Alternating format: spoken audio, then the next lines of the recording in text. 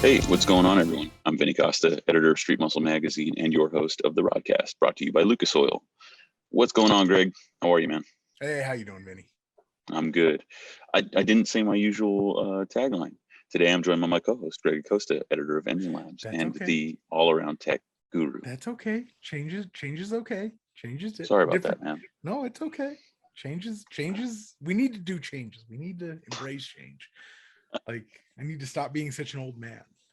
It's different. It's different. Get off my lawn.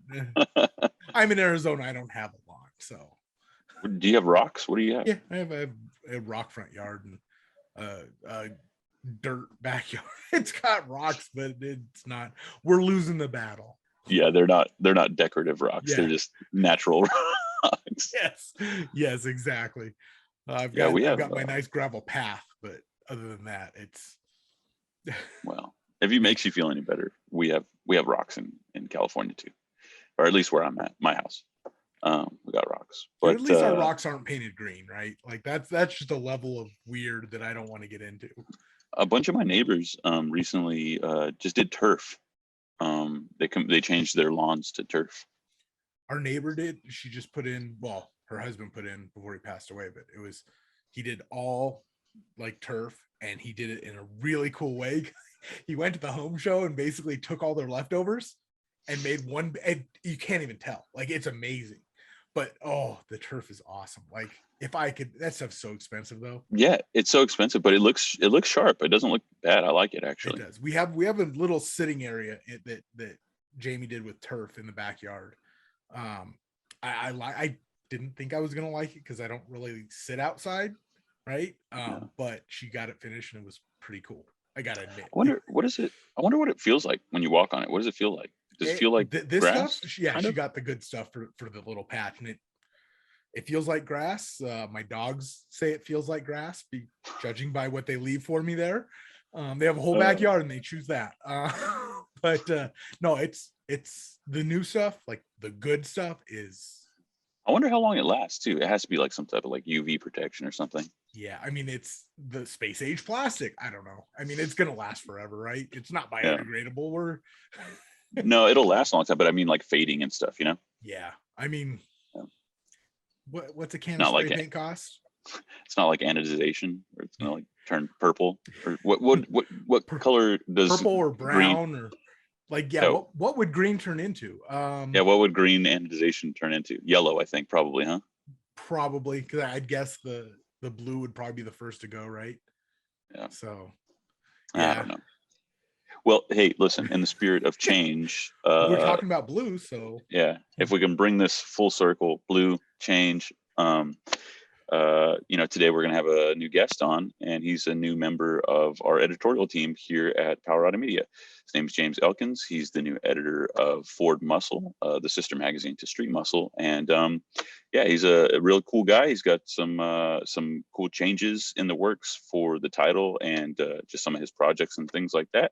So I guess without further ado, let's talk to him, Greg. Let's see what he has to say to the people. But first, a word from one of our sponsors. At Silver Sport Transmissions, we believe classic cars and trucks look their best on the open road, and four-wheel drives belong on the trail. We continue to innovate and develop the best overdrive transmission packages for muscle cars, street rods, classic trucks, and four-wheel drive vehicles. Our commitment to customer service and integrity is second to none. When the wrenches begin to turn, Silver Sport Transmissions is there. Hit the trail with Silver Sport Transmissions.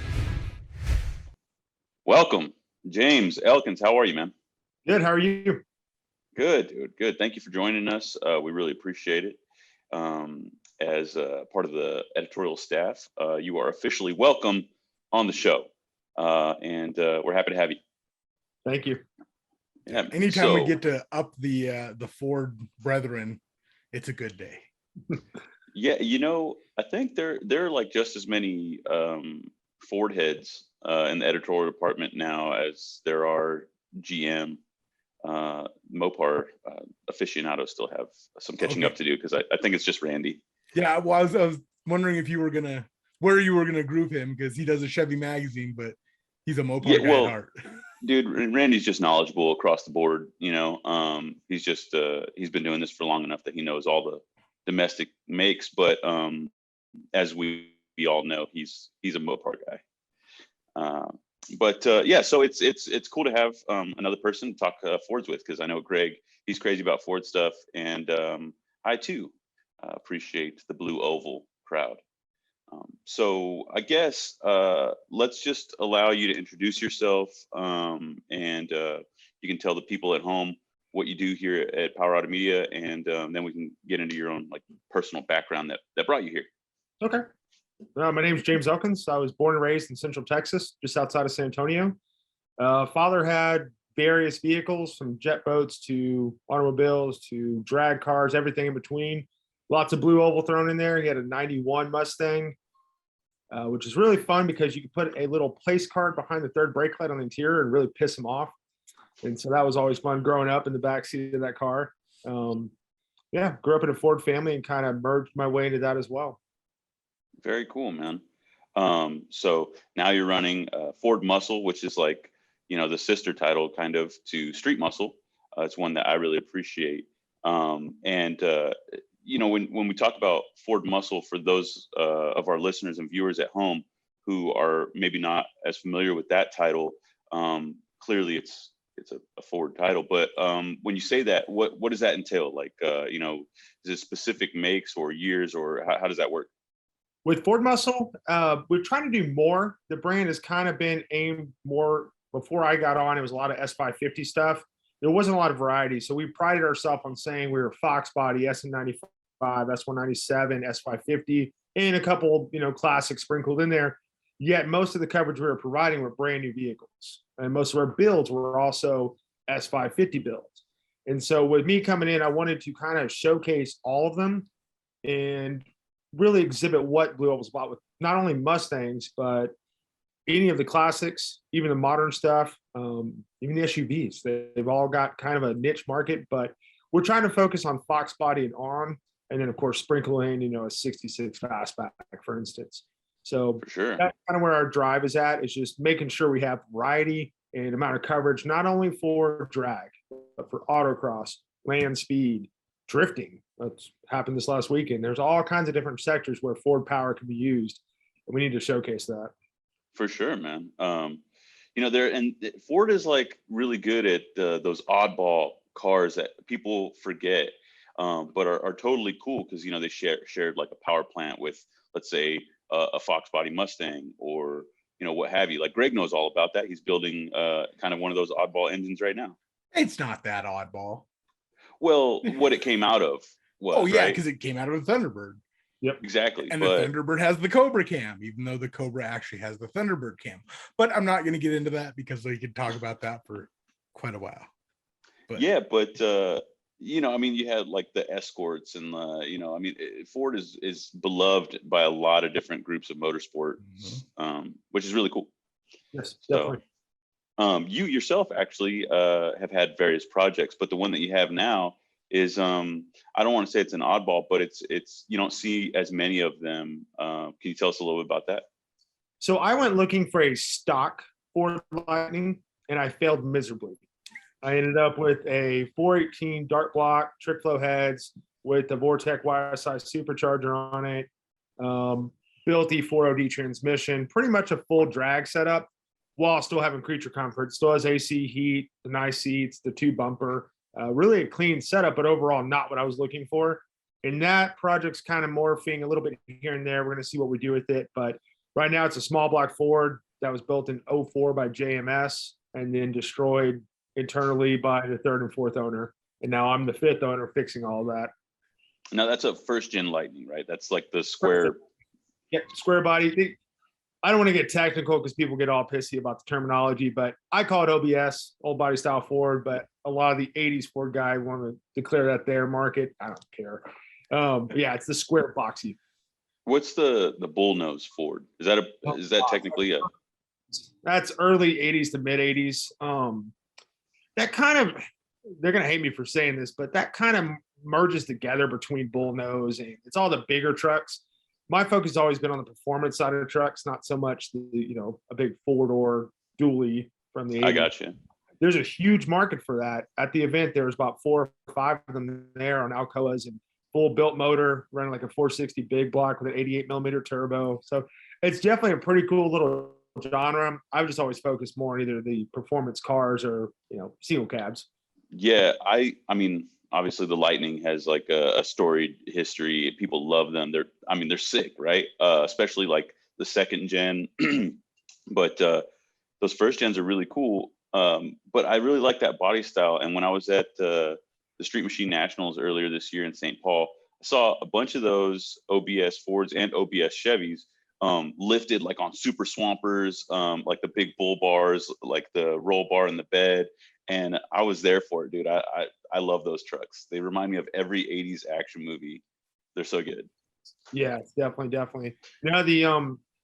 The old body style Chevrolets, even not being a 454, is still rising in price. And it's hard to even, Brian Havens is trying to do one as well right now. We were talking about doing a little OBS build off. And both of us are like, man, we can't do it. We don't have the finances to back that kind of build anymore. They've gone up. Yeah, people are just the used car market in general has gone crazy. I have a few buddies who are like asking me to help them shop around for even a newer truck or just newer cars, and it's just getting crazy. But the OBS market, like you said, it's just taking off like gangbusters. You can't buy one for a reasonable price anymore. Exactly. So since you own an OBS Ford, I imagine you watch the market pretty closely. Lightnings have always held their value super well. Does that remain true? Like, are they even harder to find now? What's the deal? They dipped a little bit before I bought mine about 3 or 4 years ago. They were dipping down. You could get a really clean example for right around $8,000 to $10,000. Those examples are starting to go up quite a bit. You'd see them at 15 to 16. And we're talking over 120,000 miles, pretty much stock, maybe, drop shackles or something simple done to them, nothing crazy. Your low mileage ones, they're starting to approach the 30s already. So if you see one with like 20, 30,000 miles on them, you're starting to see them go for 25 to 35, depending on condition. Are they getting that? I don't know. They usually, it's hard to want to spend that much money on a truck that's sat for that long with that low miles. So you're kind of in this catch-22. If you're buying it to look at, cool, but I would rather buy one that's actually been driven some, so I'm not replacing every bit of hose and rubber and everything else on it. Yeah. Well, everything's getting like that though. That yellow SN95, it's a 95 GT, nothing special.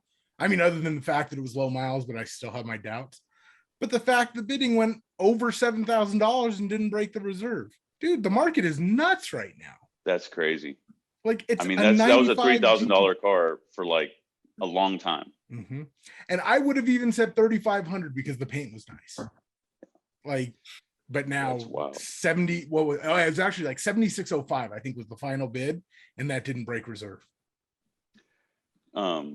Just come full circle on that whole Lightning thing, James.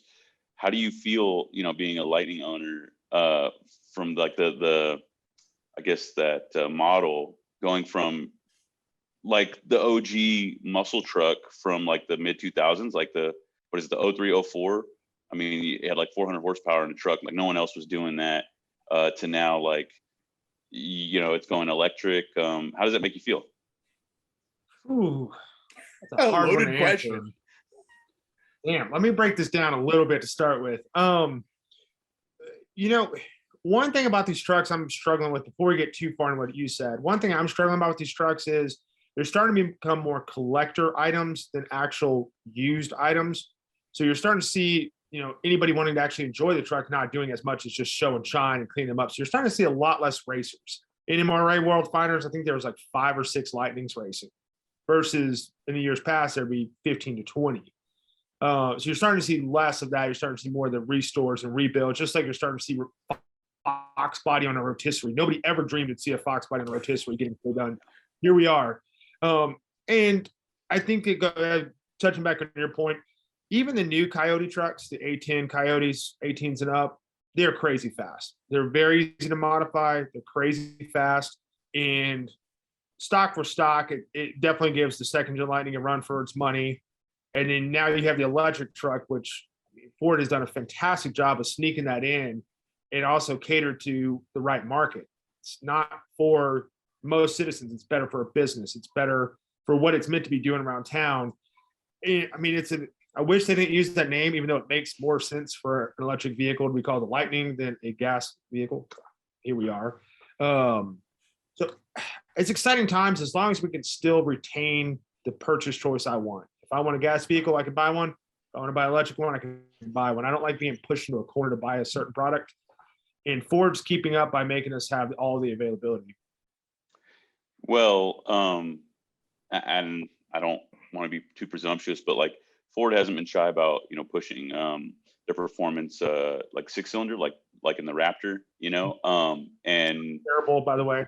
yeah, which no one likes. They like the first gen a lot better. Yep. But like Tundra, their new full-size pickup truck won't even have a V8 offering in it. So I can see Ford doing that, right? I don't know, man. I really do like their new trucks, and maybe that was a little bit of a rabbit hole or a stretch, but like I'm not as upset about the Lightning name being used on this like electric truck because just like you said, the name kind of fits. As I was about the Mach-E being used on that god awful SUV. But wait a minute, can we just pause for a second here and let's notice. We were all mad about the Mach-E, right? Being a Mustang Mach-E. Doesn't make sense. Lightning. I think I fall into the same boat where I'm like, why'd you have to do it? I know it's perfect, whatever. The Maverick, come on. Oh, yeah.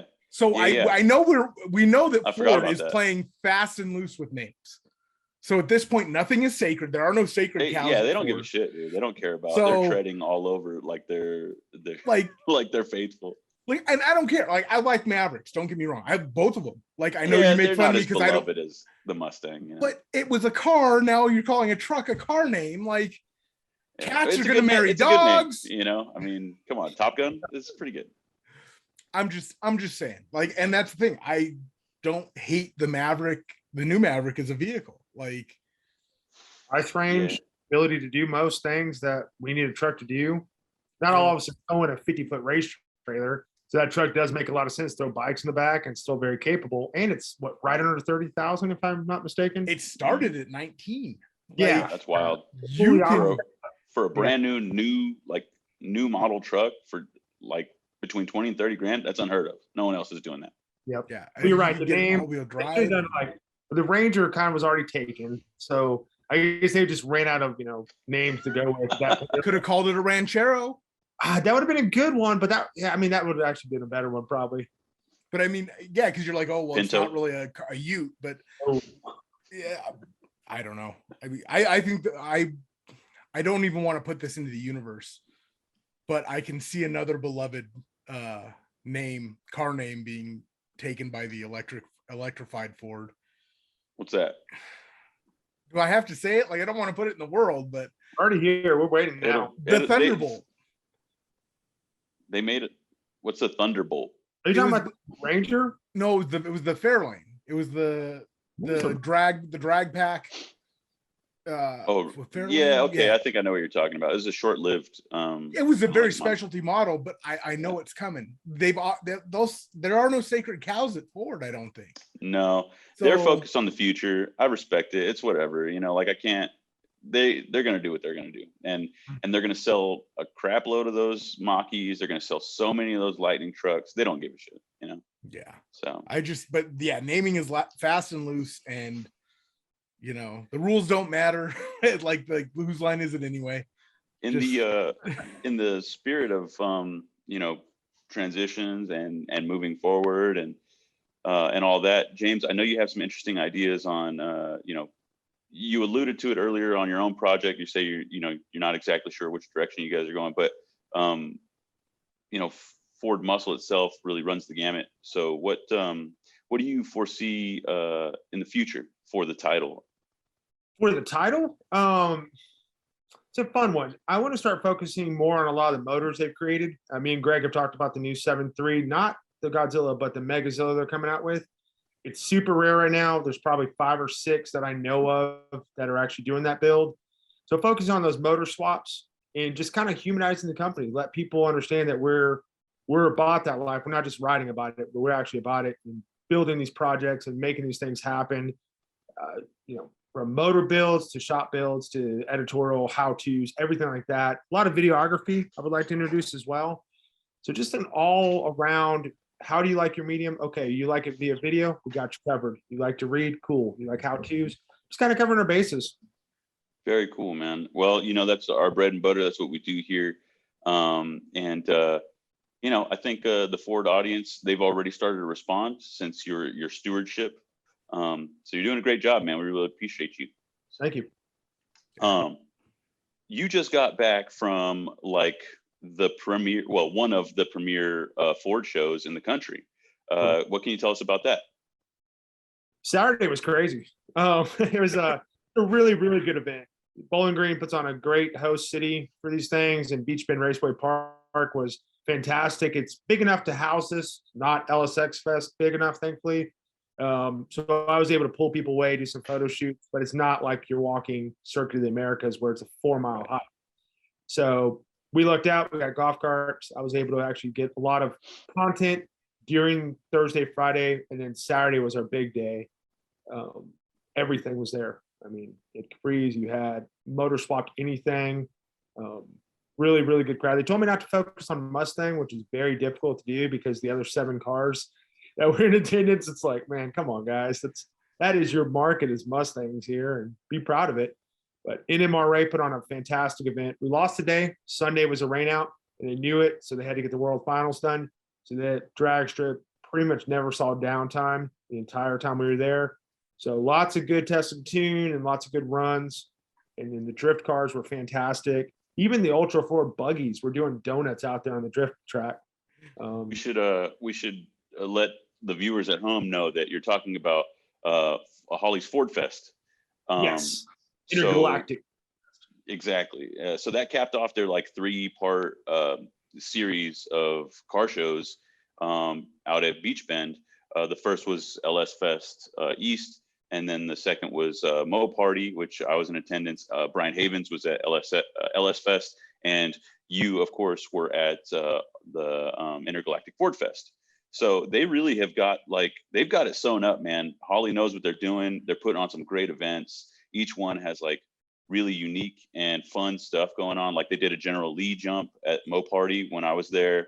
It sounds like they were doing some cool drifting with like some Ultra 4 trucks when you were there. What other unique stuff was going on?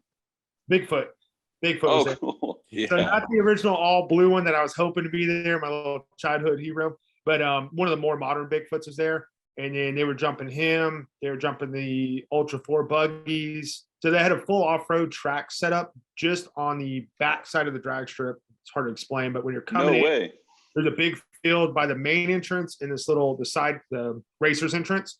That whole field became a dirt track. So they were out building it, and they were jumping in cars with it. They took a couple old school Lincolns out there and just kind of blasted through there. It was a good time there. The dyno event was going on, but it was kind of sporadic. We couldn't really, it was a 15-20 minute delay between somebody and then there'd be a wait. So it was going on now. So people were getting dyno tuned or dyno tested at least. Yeah, I mean, it was an all around awesome event. I will say though, I think the Bowling Green Police Department kind of figured everything out because of y'all. Because every time we went out at night, there was hardly anybody out. All the meet spots were like 2 cars, 3 cars. Well, normally when NMRA happens there, everybody kind of gets left alone. But like I said, when we talked about it, that was also a number of years ago. So climates have changed apparently. Yes. Well, whenever I was at Mo Party, they were doing like a Gen 3 Hemi swap seminar, showing people like how to do it. Is the Coyote, I feel like it's more common to see a Coyote swap than a Gen 3 Hemi swap. Is it more difficult or less difficult, you guys think? Oh, I think Coyote's definitely easier. Yeah. There's so much more support. Much more support and so many different ones to pick it from. You have a million F-150s, so you can pick from that. And then you also have the Mustangs, so you can pick it from anything. There's a huge support of Coyote swaps there. That being said, I don't think we see as dramatic of swaps as the LS crowd does, which is kind of a bummer. for instance, I saw a 53.5 Galaxy that was shot. There was a Maverick with a Coyote, and then Ooh, how did that fit? That must have been tight.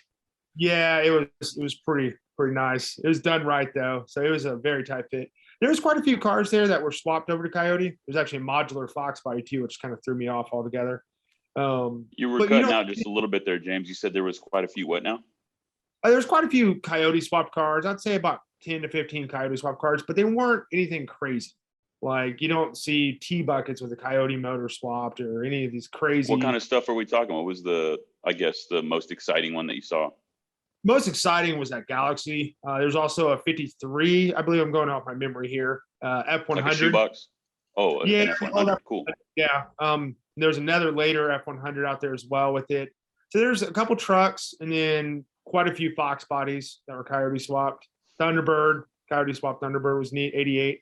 But you Nice. just don't see the crazy vehicles that you do with the LS motor that gets thrown in everywhere. So I think the Coyote is so much bigger, and so is the Gen Mhm. 3 Hemi. You know, they're just you know, when you talk about the form of them, they're just so much bigger. You can't fit one of those, or not without some serious modification. You couldn't fit one in like a Porsche like you can an LS, you know?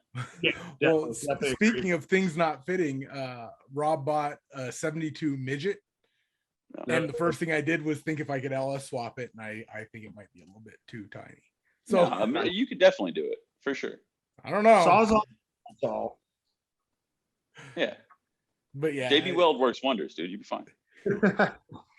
just collapse the strut towers. It's fine. Yeah. You don't need those. No, anyway. but so hey, was Ivan out there? Ivan was out there. Him and a couple of his buddies came out. His buddy owns a fab shop. I want to say it's Huey Fab Shop, if I'm not mistaken. He brought out an F100 that was on the ground, then a lifted truck as well. They brought out about 3 or 4 vehicles. But here's the real question: did Ivan leave the booth? He was around the pits. He was walking around a little bit. No, Did he actually drive that truck of his? I just want to know if he entered that thing in the autocross. No, Well, they yeah, put it down there, and then he drove it in the pits area, just kind of checking things out. I caught him once driving it. They did a photo shoot as well, kind of like on the back side of the grounds. How embarrassing. He didn't even take it on the autocross. Nope. He's saving Ivan. that for you. He's saving Yeah, all Ivan. that smoke for you. You know it. If you're watching, I'm calling you out, man. Just wait. El Diablo's almost ready for him. I got I don't think you've seen it, James. It's we got a C10 square body that I'm just about done LS swapping, and we're doing like very similar modifications to what Ivan's done to that F100. So be a pretty good base for comparison between the two brands. I like that rivalry. That's one thing me and Brian are talking about. Like, we need to build some rivalry up together. He's a big LS guy. I'm a big Ford guy, and I wanted to race his truck, and I found out it's pretty much a pro mod. So Yeah. real quick, like, no, I'm a street truck, man. I don't know about this pro mod stuff. Yeah. But Well, speaking of rivalries, we're gonna have you build something to take on the LS 5.0. Now that's getting ready because that's gonna stomp the Coyote it's built to stomp, and then I think it's your turn to build something to stomp it. And then once again, I think it'll fall to Brian to stomp whatever you build. And then like, well, this hey, is gonna hold get on. out of control. We got a 6.0 that we're building, Greg. Oh, that's not even in it. I've already got this plan like 4 steps ahead. Everybody else has to be involved and spend your money to build your engines. Playing chess. Like, but yeah, it's hard to build an LS when I'm a Ford guy. You know what I mean? Except you'll build his a little less, and mine a lot more. So, well, the thing is, the LS really is just the Gen 2 small block Ford. It is. Fight me. I said it. I mean it. It's, had they stuck with the push rod, that's what it would have looked like. When I watched someone change like the cam chain tensioners on a Coyote, I was like, this ain't for me. I'm good. But There's something about having 4 cams. When cams are $1,300 a set, it's like, yeah, I do like my push rod $339 cams. What's a crate Coyote go for? I have to look it up. I feel like the basis base crate you can get is like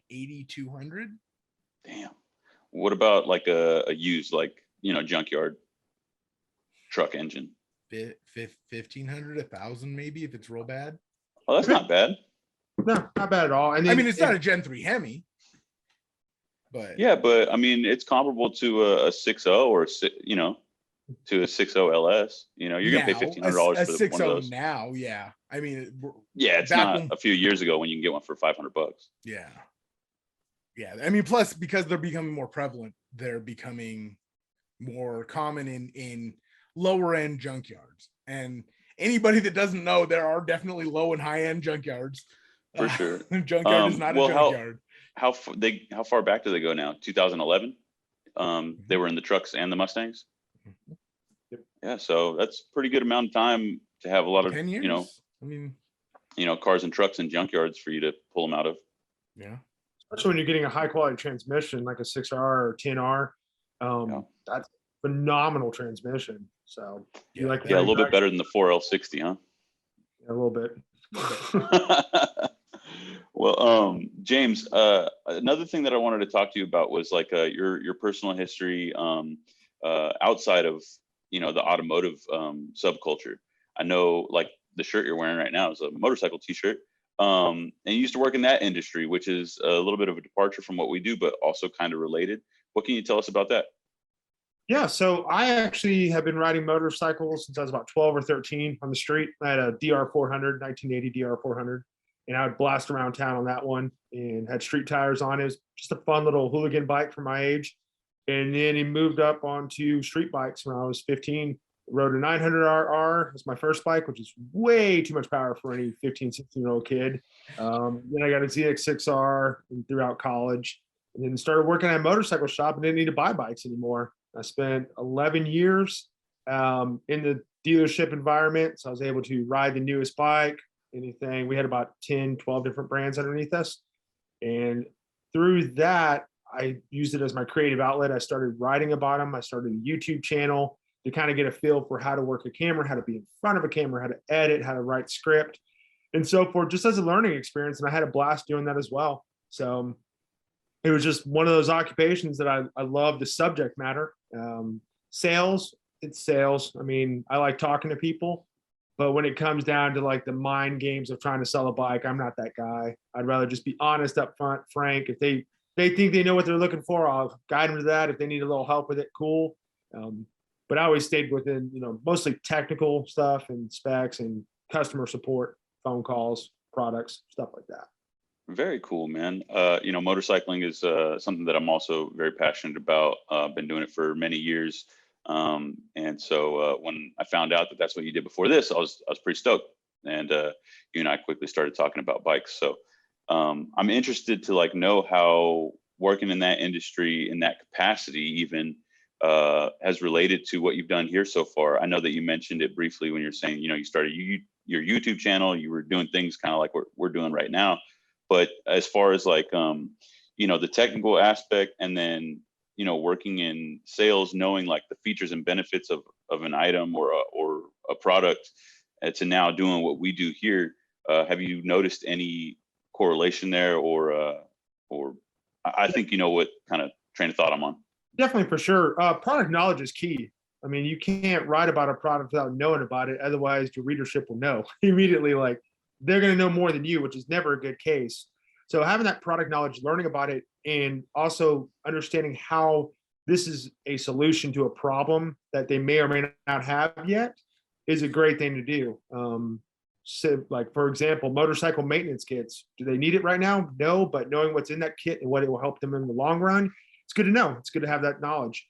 And then this job kind of lets me use my creative outlet. So it's not only product knowledge and the ability to talk about a subject matter, but also use my creativity to write about it and make it fun and informal so that people enjoy my writing as well. Right on, man.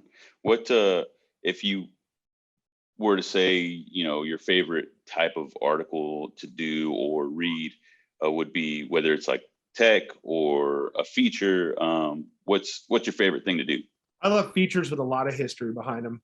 One of my articles I wrote for LSX was Richard R's NASCAR modified street legal car. And I got to tell the backstory of him growing up as a kid in a shop where his dad built these NASCAR modifieds.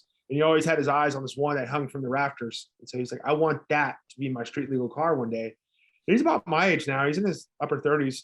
And he decided finally to make it happen. And then his dad and him put like a 37 Plymouth body on top of it, an LS motor. It was just cool. Not, the chassis, the car is awesome. It's totally off the wall. But 3/4 of my article was talking about him and where it comes from, where this idea even sprung about. And I think a lot of our readership can relate to that and say, you know what, that I grew up the same way. I grew up with a dad who raced cars, and that sort of morphed into me. Same with motorcycles. My dad and my brother rode motorcycles. That brought me into the fold. So I think our readership relates with that kind of family, family bringing you in and then being able to read the history of it. That's what I enjoy a lot. For sure, man. I just recently did a feature myself, and it's interesting that you bring that up because, I had to, it was a feature on a car that I had to choose for an Editor's Choice Award at that show in St. Paul, the Street Machine Nationals. And, there were so many, there were thousands of cars there, right? And so I could have picked any number of them. But it's the story that you hear that really helps make that choice, I think, right? Like, so you could see a cool car, but if it's got a boring story, who cares? Especially from a writer's standpoint, right? That makes our job a little bit easier. Yeah, definitely. So, There's I dig it, man. a Mustang at this event. It was a 66 coupe with a 65 fastback grafted onto it. So I was like, that's kind of cool story, talking with her about that car. And she told me she was only 14 and her and her uncle started building it together and all the work they went into and everything. So, man, that history plays a huge part. Everybody there that had a car that I talked to had a story behind it. And I think that's what connects us all, is we all have a story to tell about our vehicle. And you're right, there are some, they're like, went to a shop, told them what I wanted, they built it.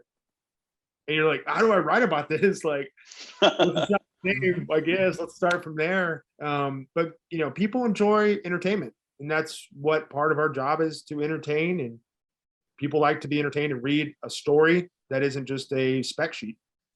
Yeah, exactly. I think you're the perfect man for the job, dude. And like I said, we're glad to have you on board. I know you have some more shows on the docket, especially spooling up for next year. Are we going to see you out at SEMA? Yes, I will be at SEMA. I'll be at Mod Nationals about a week after SEMA. So that'll be a 1-2 punch for November. And then next year, yeah, depending on budget, I'm going to try and make as many events as possible. Awesome, man. It is. So I know Texas is a truck place. Like there's like, you have like the C10 Nationals, I think, are there. There's like the Brothers Truck Show. There's like all kinds of stuff. But is it also like a big Mustang place It's or big Ford in general? community? No matter what subject we're talking about, it's big. So whether it be trucks, which, yeah, C10 Nationals. Ironically enough, I met somebody that was at the C10. There's another C10 event in Tennessee area. Me and him were flying out at the same time. He had a C10 shirt on, so I started talking with him. Ironically, his boarding pass was C10 as well, so that's kind of crazy. But we have the C10 Nationals in Dallas. There's quite a few truck events in the Valley as well, down in Brownsville, McAllen, Edinburgh. All that area has a huge truck scene too. So the Hispanic culture really embraces that truck scene, whether it be full-on show builds, taking a brand new truck and putting it on the ground, all the work that goes into that, or building a drag truck. We see a lot of that. 956 area, those guys build a lot of cool stuff. As far as car-wise, I mean, it's a big state. That's the thing. We have 5 major areas where the populations are, and you will have the fast cars. You'll have all kinds of just variety of stuff. Right now, I will say Dallas probably has the biggest drag racing scene. A lot of money being tossed around up there, and they've got like 3 or 4 tracks. So that's probably the hot spot for that right now. Now, where did you say you're at in Texas? I'm Central Texas, so I'm just north of Austin. Okay. I grew up just north of San Antonio. So San Antonio, Austin's been my corridor for the most part, but Dallas 3 hours away, Houston 2.5. The Valley's like 5 or 6. I don't go there very often. Where's the Texas Mile? It was in Beeville, and then they moved it. And now they've I forgot where they moved it to. We actually ran a motorcycle out there. We ran 201 or 200.4, somewhere in there, on a V-twin. So it was a supercharged nitrous ethanol injected Aprilia V-twin motorcycle. They took home like some title. Land speed racing is kind of funny because if you don't actually fit the criteria or you don't go as fast, you just rename the title like Windows Half Down or something. So I don't know what I'm taking, but it was one of those cool. It was called the Punisher. That was a cool build we did for the shop. But cool. That track was pretty good. Now you're starting to see a lot of places pop up with little half mile or full mile shootouts. Yeah, that's got to be intense, man. One of my favorite cars that's famously done it is like the big red Camaro. I love that car. But that I didn't know that they moved it. That's interesting. Yeah, they moved it somewhere nearby. I don't remember exactly where. That's not too far from me. I think it's on the way to Corpus, if I'm not mistaken.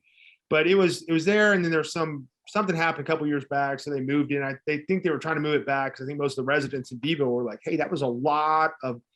Mile racing is usually big money stuff. Drag cars aren't cheap, but when you got a guy who just spent 150 on the car to begin with, let alone all the supporting mods and turbo setups and everything else, it's some big money coming to that little town. Greg, this might be a little bit off subject, but not really. What kind of considerations does, like, if you were going to build an engine specifically for, a standing mile, what kind of considerations would you have to make as opposed to, doing it for the quarter mile? Or, well, first and foremost, if we're talking like standing mile or like flying mile, like it depends. Because if we're talking like Bonneville stuff, first consideration is what class has an open record. That's the first. I'm not even kidding.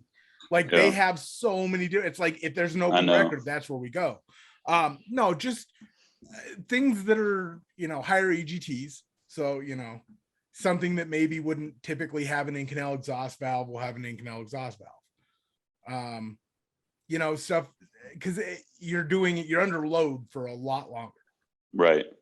But you're still, the principles of making power are the same. You just have to be able to do it for longer. Exactly. Like what about float and stuff like that? Well, you're still in theory the same RPM range, you're just using more gears, right?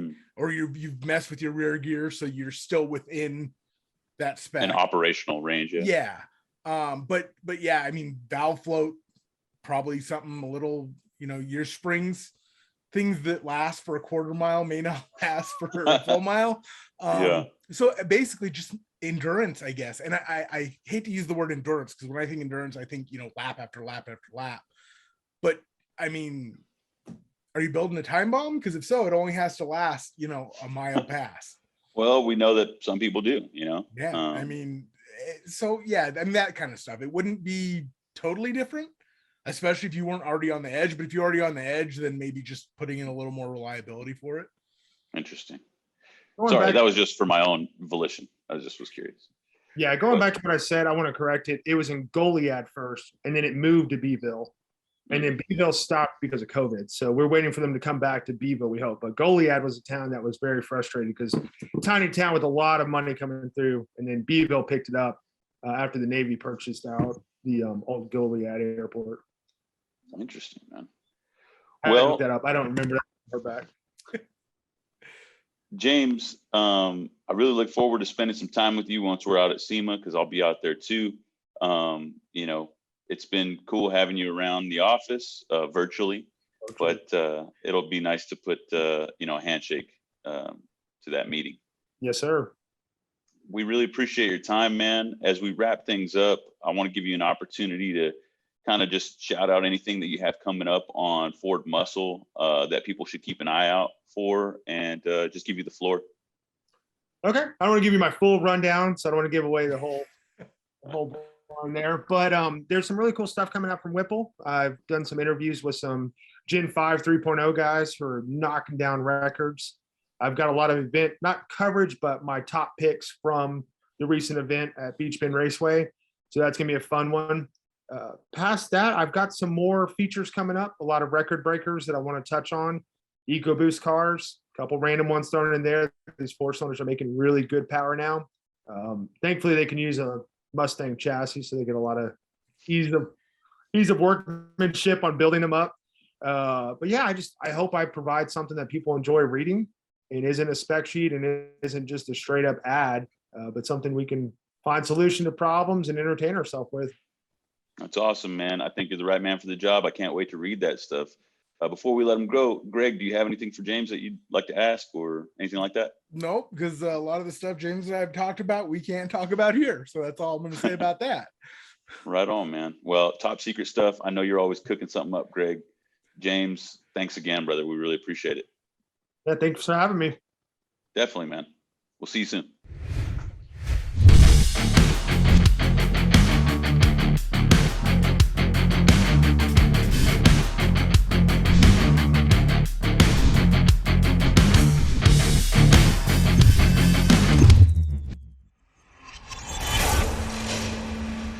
Well, there you have it, Greg. James Elkins, everyone. Good guy. So far, he's been a pleasure to work with. I look forward to seeing him out at SEMA. It should be pretty cool. And if you guys at home and girls are at any of the shows that he mentioned, definitely go up to him and say hi. He really enjoys, like the rest of us do, meeting and featuring, people who are fans of our magazines. So, yeah. For sure. It's cool. I'm looking forward to it. I know we've had some discussions on some cool projects, and he's definitely not afraid to do fun stuff. So rock on. Well, you can always tell, like, when new people start, or like we start working with people, like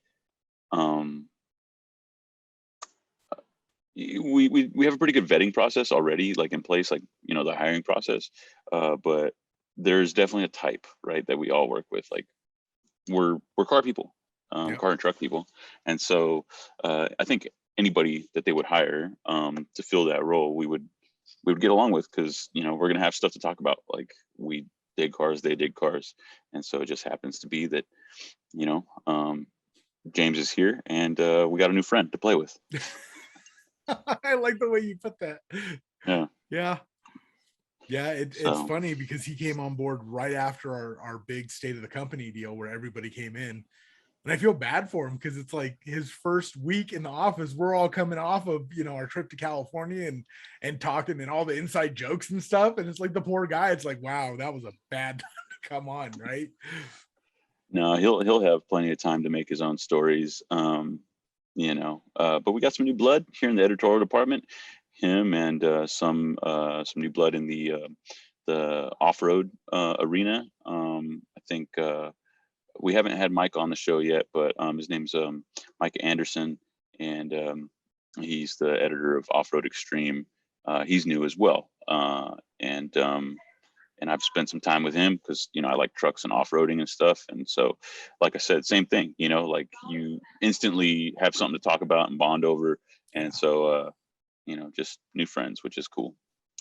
Greg, before we kind of wrap up and let the people go, what's going on over on Engine Labs, dude? I've been out. I was on vacation for a little while, so I know you've been hard at work. What's up? Well, when this airs, I'll actually be coming off of spending 2 days at the Engine Performance Expo. It's virtual. So I honestly am not sure what will be posted because I'm going to be out of office for 2 days. But if it's anything, if you go back just a little bit beyond when this is published, we have an announcement about our giveaway, our engine giveaway at SEMA. Or I'm sorry, we're announcing it at SEMA. It will be at PRI, will be the giveaway. So go read that. Like, if you want to win a 1500 horsepower LS engine, and I mean, really, there's no brand loyalties there, right? I mean, if somebody I know everybody on the internet's kind of like, this shows up in your driveway, what do you do? And everybody's like, I'm going to sell it. No, you're not. Like, push it near the dumpster where it belongs. Exactly. No, you're not. Right. So we have that coming out. We have a cool time-lapse video that posted on Friday about or of a Model A engine. You talk about blast from the past and just really cool little things like the fact that it doesn't have spark plug wires. It has spark plug bare copper straps. Like, can you imagine touching one of those, right? Like, it doesn't, when they replaced the bearings on it, they literally had to pour in the lead. Like, there's no bearing that you click in. You literally build a dam and pour the lead in and then machine it out. Really cool to watch, right? The whole video is only like 7 minutes long, and it covers a week's worth of work. So it's Haggerty does a great job with those videos. Oh yeah, dude, Haggerty. Yeah. Okay, Yeah, say it's no one more. of the red line rebuilds.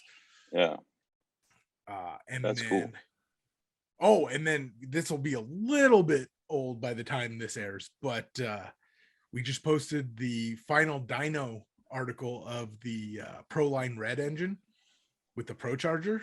2,700 horsepower. Like, Sheesh. I mean, and to be fair, because somebody's going to be pedantic in the comments, it was actually 2,694 horsepower, 6 shy of 2,700. Okay. But that was also at the wheels, so it was over 2,700 at the crank. So Good Lord. 2,700 is fine. But yeah, so that's some big boy horsepower. Yeah, those Pro Chargers are no joke. Yeah, man, that's wild. What did they spin that thing to? The engine is cabled. The valve train is cabled 9,000. They were cutting the pull off at 8,500. And the funny thing is, as they were tuning it, they had the peak all the way up at 7,500 peak power at one point, and then the most peak power they found ended up being at like 5,600, if I remember off the top of my head. Really? Yeah. So I mean, the thing can make plenty of power. Was it pretty linear, like from that 55 to 75? No, it was a dramatic drop. No, it was the torque curve was insane. Like you normally with a centrifugal, you see a pretty straight line, right? This thing was just like whoa, and then like it was really. Oh yeah, like you gotta see the picture of the dyno graph. Wow, interesting. That's cool. This thing's a monster. It went 395 in the 8th mile at 182 miles an hour in Dragzine's project car. Yeah, when you run the numbers on that, it actually says that it's 2,780 horsepower. Again, all that stuff's a little bit of wiggle, but I mean, holy cow. Yeah, that's nuts, man. It's big. And the fact that whole engine project is considered budget in that arena is insane. And it really is. I mean, it's not in my budget or your budget, but I mean, if you're playing in that arena, it definitely is budget. Maybe if I sold everything I owned, but yeah, I mean, yeah, and one of my kidneys. But that's cool, man. So like I mentioned, I'm just coming back from a nice vacation. And so I'm kind of catching up on some things. By the time this airs, we'll have a couple features up on Street Muscle. One of them, a really killer Coronet wagon that was Hellcat swapped. There's actually a video walk around of that on the Street Muscle YouTube channel and on the Facebook. So if you're interested, and on our Instagram TV. So if you're interested in checking it out before the article comes out, you can watch a short video kind of walking around that with the owner. But the article with the feature photos that we shot will be live by the time this airs. So be on the lookout for that. That's a cool car too. I've seen the video. That's a cool car. Yeah, I dug it, man. It was, you know me, I'm not a wagon guy, but it was just cool because of if you were looking at it from the outside, it's just it's okay to say you liked a wagon, Vinny. It's okay. It really is. It's okay to say it. I promise. I'm not a wagon guy, dude. That's okay, but it's okay to like it. It was a cool car. It's okay. It is a cool car. I'm not denying that. I wouldn't shot photos of it if I didn't think it was cool. For some reason. The reason is not because it's sporty or cool looking. It's because of the heritage and the history, and like just the guy did a great job swapping it. It looks factory. So yeah, no, there was a guy kind of like that at the Northern California Good Guys event I went to a few years back, where he swapped in a 98 Cobra 4-valve into a 66 Country Square. Oh, cool. And again, I mean, full wood paneling, gorgeous car. Like, I like wagons, so it obviously drew my attention. But he had the IMRCs working. It was a very, very clean swap, and yeah, I liked it. I mean, and keep in mind, a 98 Cobra motor is not the pinnacle of Cobra performance. right? But it happened to be, that when he started, that was a Yeah, quite exactly. expensive combination. And now it's like, I have a set of B heads in storage that I don't think I could give away, but which really saddens me, because they used to be, the real hot stuff. They were the goods, right? Yeah. And now it's just like, and I remember how much time and effort and money I spent to get that full top end, and now it's not worth a hill of beans on the forums. So whatever, I'll build an engine out of it someday. Yeah, there's your excuse to build something cool for Engine Labs, dude. But yeah, so everybody at home, we appreciate you guys tuning in, watching. Go check out the respective websites, enginelabs.com, streetmusclemag.com. Go check out all the articles that we have on there. We're talking about what will be the latest, but if you go right now, there's going to be tons of stuff, as always. As of course, we want to thank you for tuning in, but we also want to thank our sponsors. That's Silver Sport Transmissions, Holly Performance Group, Performance Online.